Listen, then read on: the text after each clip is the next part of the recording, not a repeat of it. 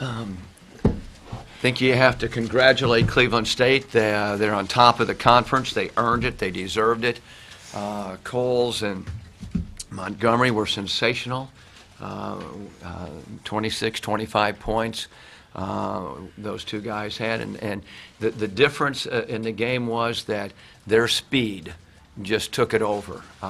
We could not get them into a half-court game. And, boy, when Coles got it, I mean, he was faster with the ball than everyone but Eric Buggs on our team, and Eric fouled out trying to stop the fast breaks.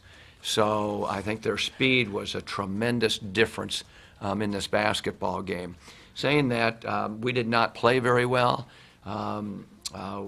With the injuries, we have not had very many good practice days, and it really showed. And we were just not prepared for that speed and quickness in transition enough for us. I thought first half we made a good run at the end of the half and gave us a chance, even though we did not play very well.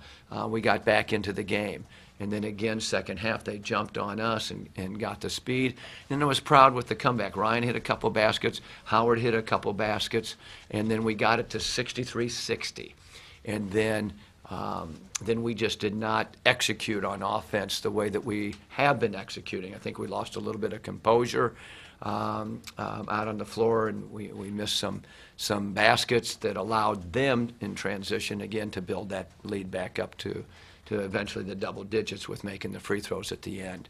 So the bad news is that we lost. The good news is we can play a lot better. And boy, Saturday becomes a big game for us because if I heard right, that Youngstown beat Butler. So this really makes a bigger game for us now with Youngstown, and makes a good game for you all on Saturday as well here.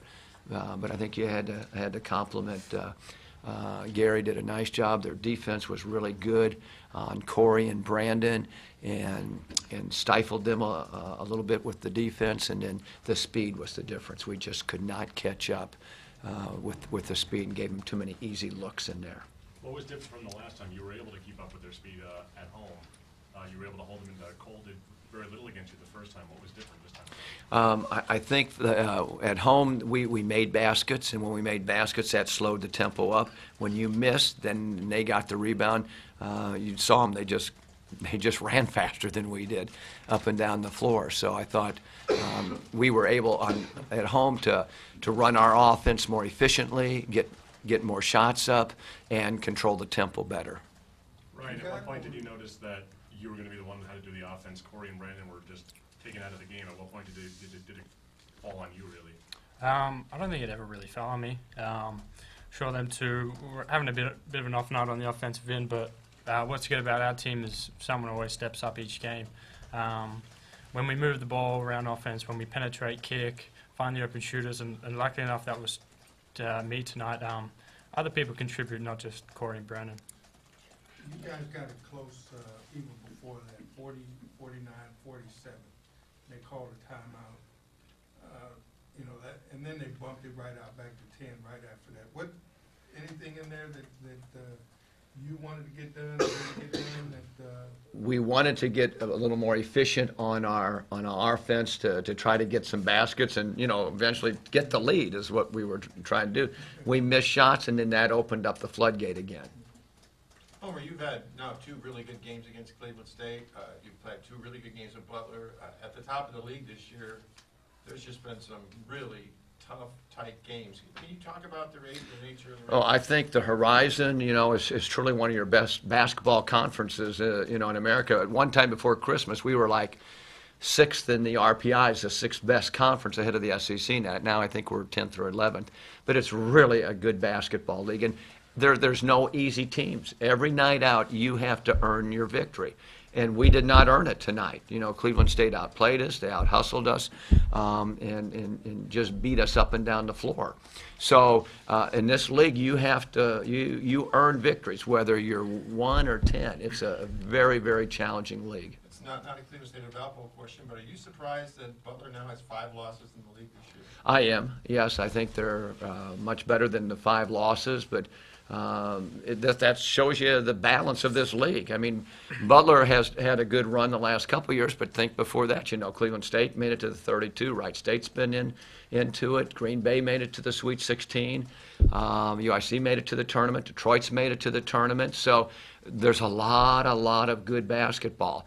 Before we joined the Horizon, we've been to the Sweet 16. So I think you have a lot of good basketball teams in the Horizon League. Ryan, is this, there's a lot of build-up to this game. These last 6 days, there were two very big games. The high of Butler, the low right now. How do you recover in 48 hours or whatever it is to play Youngstown, which is going to be coming off a pretty big high itself? Just go back tonight, think about the game, kind of break it down.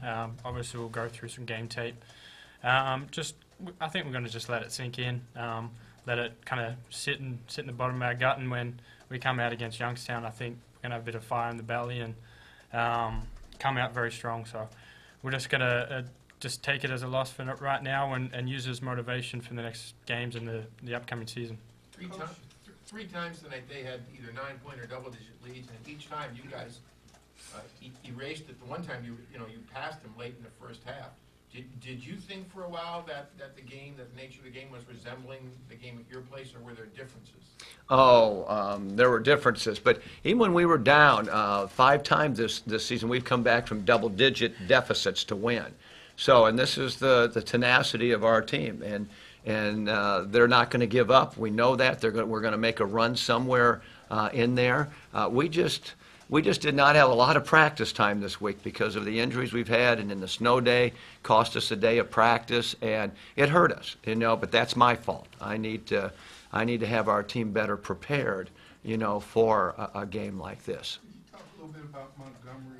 It seemed like, again, when it got close, He was sensational, yes. He took the ball and made tough shots. I mean, we fouled him, and he was strong inside and made tough shots. Turned the corner on us, and our defense is not as good as what it has been the last 4 or 5 days, or 4 or 5 games, excuse me.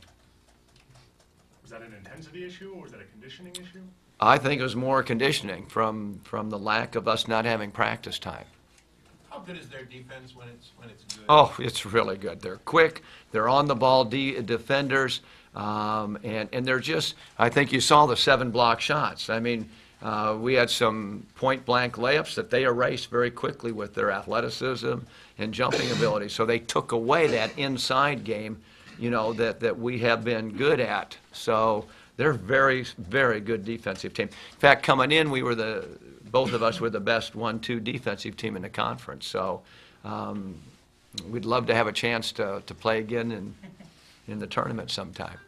It might be here now because of this. This is a lot riding on this one. Yeah, very true. Well, there's still a lot of basketball. I mean, this is not over and done with. And I'm sure Gary will tell you the exact same thing. Every game. Look at Butler. They got surprised, I'm sure, by Youngstown State, and it's not over. Every conference game is very important. This one was important, but Saturday is just as important. So, if we win this and lose to Youngstown, we still come out 1-1. So each conference game is just very huge now. Thank you all. Enjoy Saturday.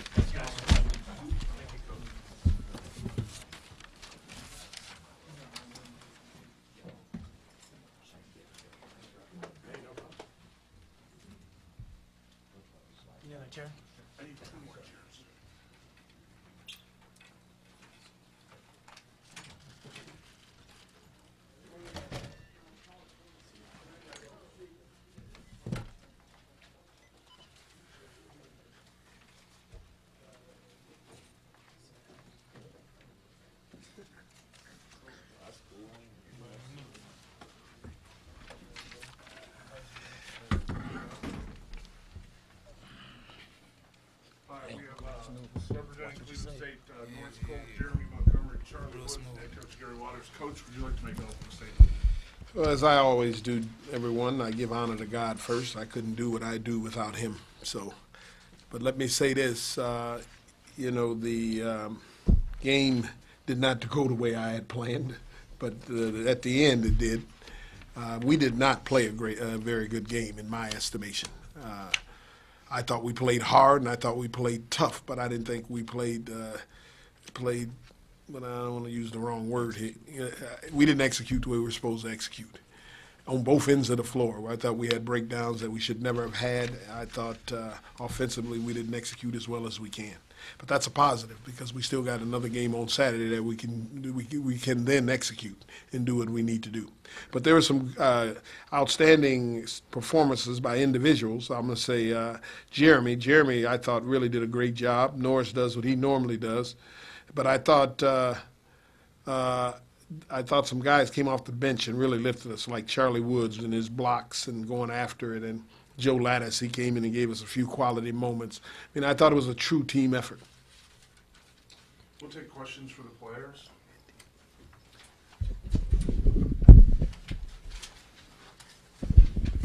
Charlie, how high were you on the dunk? I mean, I don't know. I just seen the ball. Did you just get a clear path? Yeah, because they wasn't too good at boxing out, so I just know I had to go in and see what I can do.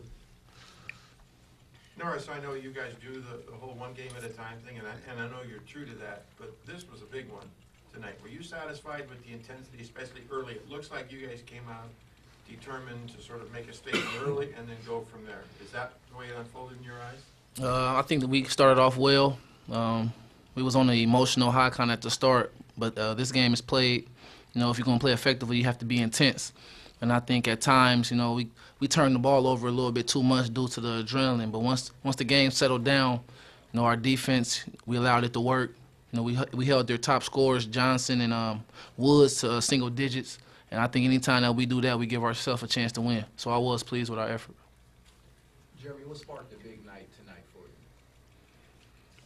you? I wasn't really paying attention on the offensive side. I was just really trying to lock down my defender, which was broke off, but I don't think I really did a good job on that. But on the offensive end, I think I helped my team out, just taking open looks and playing off of my point guard feed me and just give my team a good lift. And I definitely did that tonight. We came out with a victory.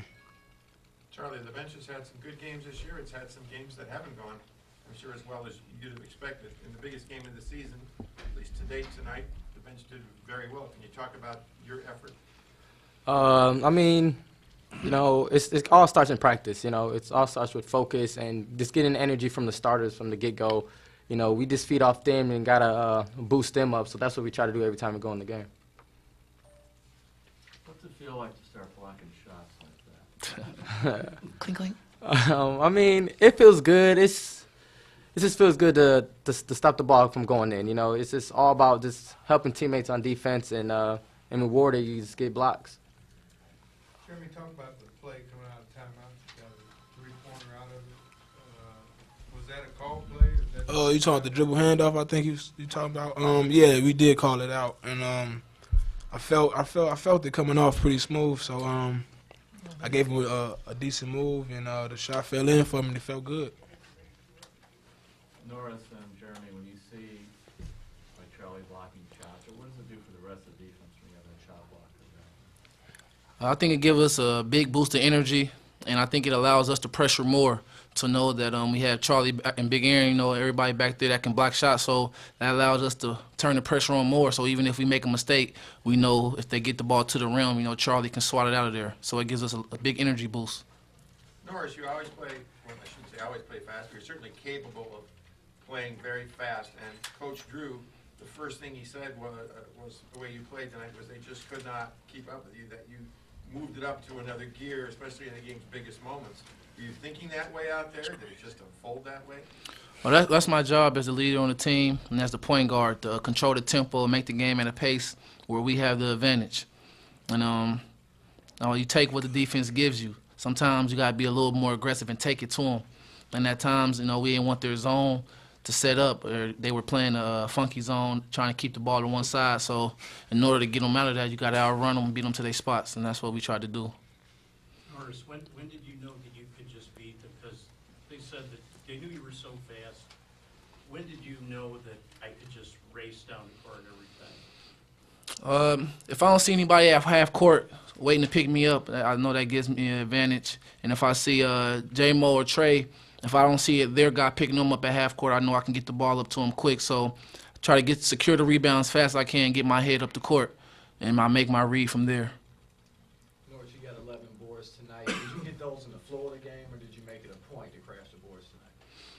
A little bit of both. Some of them came to me. Others, had to go get because we wanted to start the break early, and that's our job. Big Aaron and Charlie, the big guys are fighting with those guys trying to keep them off the board. Tim, so the guards, we can get in there and rebound because they were getting back, so they were like free rebounds. Norris, you guys scored 6 of the first 7 times you came down the floor in second half. What, at halftime, turned the offense into being efficient at those possessions there? Well, we focused on winning the last 5 minutes of the first half, the first 5 minutes of the second, and the last 5 minutes of the game. And so we knew we had to get a good start because at their place, we didn't start off good right after halftime. They came out and scored like 9 straight times, and we didn't score at all. So we knew that, at home, we couldn't let that happen. So that was our focus on executing defensively and offensively, making sure we got good shots. Today you beat the team one of the 2 teams that beat you in the league this year, and you get a chance Saturday against the other team that hung a defeat on you in the league. Do you guys think along those lines? They beat us before, now they got to come to our place, it's our turn, or do you process it differently? Well, we always know that they got to come back to us. And if they beat us, that just turns our intensity up more.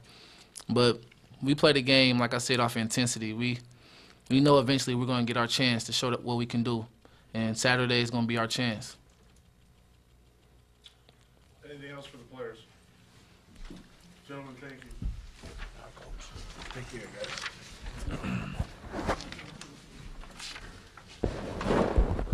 That game looked like almost a carbon copy of first half at Valpo.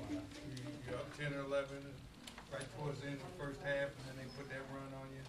Again, but if you remember, one of the key players in playing them is Aaron. And Aaron was in foul trouble once again, and then Norris was on the bench with foul trouble. Well, I was saying everything was Yeah. like it was a repeat of. And the good question was asked, what prepared us to go out the second half. We talked about that at halftime in the same scenario that happened at Valpo. We could not let them. They scored 9 out of their the first 10 possessions at Valpo. And the positive thing is we scored, I think, 6 out of the 10, and we were up at half by 3. So that's why they took the lead. But and they were only after they ran off 9. I kept looking at our efficiency chart, and after they ran off 9, I looked at it, and what had happened, we were only down. I think we were down 4 with them scoring 9 out of 10 times. So what it looked like to me is they had turned this game into an offensive game. And the other thing about that team is they averaged 42 points in the second half, and we knew we had to get them off of that. You said when we talked yesterday that if you held them to 40%, that you liked your chances. You held them to 37.7. That's 10 points below their established average. Can you talk about the level of defensive effort tonight? Well, the defense, I thought we played hard. We had some breakdowns, but I thought we played hard, and we really we were giving up certain things. That's a very good offensive team, and you've seen some guys with some open shots. That wasn't because we weren't defending them. We wanted those guys to shoot. We wanted to take away Johnson. We wanted to take away Wood. And those other guys had to shoot. And we wanted to take away Brokaw, but Brokaw still found ways to get open. And in regards to that part of our defense, I thought we executed that part well. We took the 2 away that we wanted. But what hurt us was Aaron getting into foul trouble. And now we've got a freshman out there fighting, and I mean that's hard to. Those guys are veterans. You take 4 of their guys are fifth year seniors. So you got veterans out there playing the game of basketball that's been there a while. So, but I thought our guys executed that and did well in that regards. We didn't turn them over. If you look here, what we do is turn over people, and we didn't turn them over this game. And but we weren't trying to turn them over. We would have trapped them and did all that. We didn't do that this game. We wanted to play them straight up and make certain people shoot. You went right to what you perceived as some of the imperfections of an otherwise good effort tonight at the top of your remarks. But Gary, because I was in that locker room disappointed. I want to say another word, but I was disappointed in that locker room. But if you look at the bigger context of the game, I mean, you have to be very pleased with the way your team. Well, why I'm not overly pleased with how well we played is because we got another game coming up Saturday. And if we play like we played today, we can struggle on Saturday. So we have to do much better. We shot 26 or 40 free throws, and we're the second best free throw shooting team in the Rising League. Wow, I mean that's bad. That's bad basketball. And that's focus, and we didn't focus as well as I wanted them to focus. Now, I'm going to also say Jeremy. I give Jeremy a little credit on his misses because Jeremy was tired, and I could see that, but I couldn't afford to take him out of the game. You know, we needed him in the game.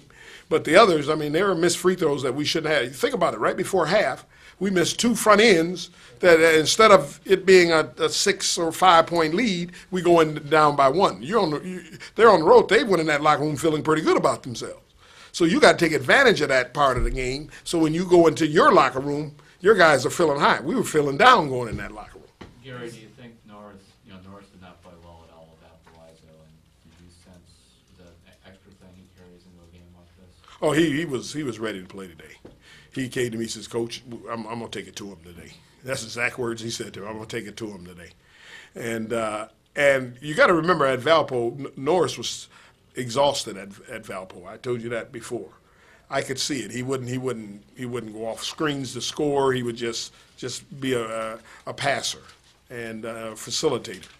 In this game, I thought he took it to them. And one of the things we told him at halftime is to push the action.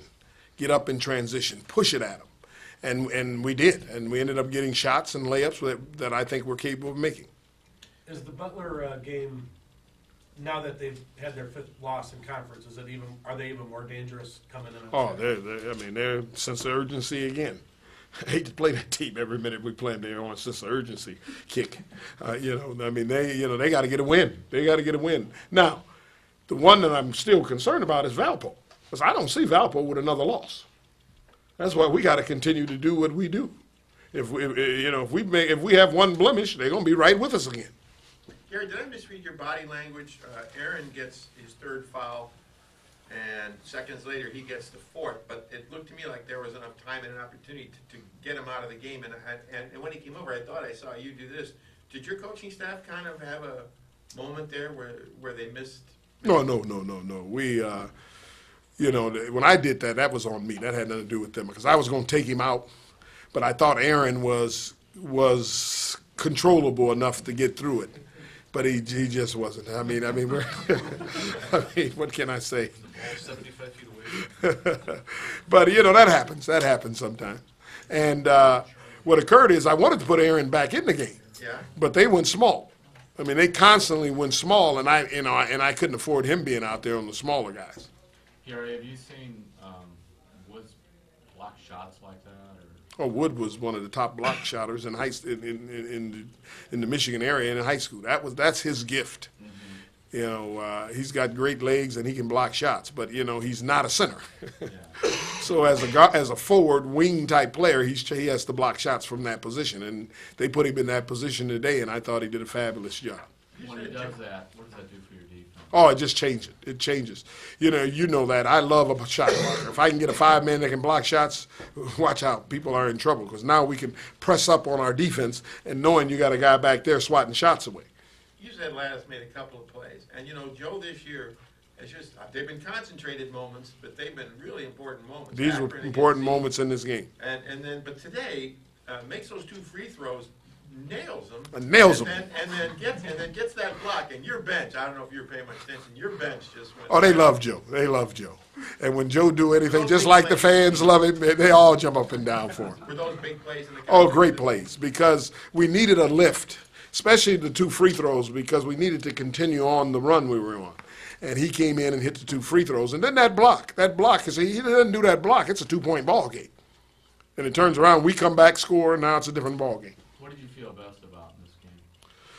Well, when you hold a team to 37%, that's what I feel good about. I thought we did what we had to do there. See, when you're supposed to beat a team, this game shouldn't have been a 10-point game. It should have been a 15, 20-point game. And that team now goes away feeling that they blew one, as opposed to feeling they kicked our tail. We got to work. We're afraid of this team. So we're going to get their best effort again, and we got to be ready for when we play them again. To ask you the same question I asked Homer, are you surprised that Butler's got 5 losses in the league right now? Yes, very surprised. You remember they won 2 tournaments now in the fall, and I'm going to bet you for the last month they were still on the bubble of being an at-large team because they won those tournaments. Mm-hmm. You know, they were saying if they didn't win the league, they were going to still go. So, you know, it's a surprise. It really is a surprise. You know, maybe. But remember, Youngstown played them tough at Butler. Remember, it was the last couple of minutes, and they beat them in the last couple of minutes. So, you know, Youngstown was due one. Anything else for Coach? Thank you. Go tomorrow, 3:30. If you need an Yep. interview, 3 o'clock. We'll get done before they go watch film tomorrow. Should we send you an email?